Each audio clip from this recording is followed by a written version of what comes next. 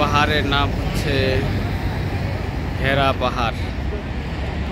এখানে সামনে যে রাস্তা দেখা যাচ্ছে, এই রাস্তার দিয়ে একেবারে পাহাড়ের চূড়ায় একটা গর্ত আছে, হেরা গুহা যেটার নাম।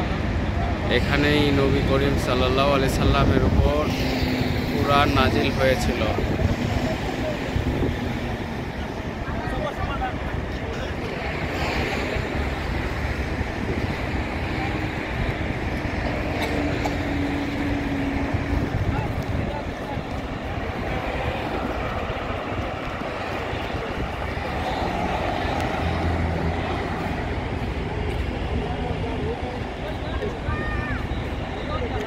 এখানে চারদিকে পাহাড়।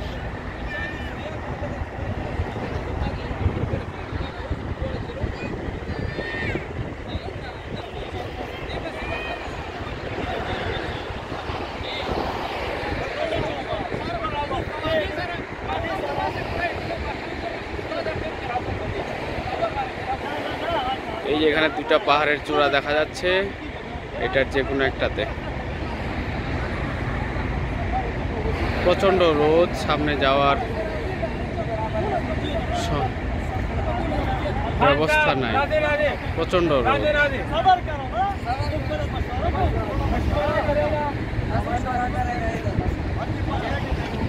আমরা এই পাকিস্তানি দলের সাথে এসেছি।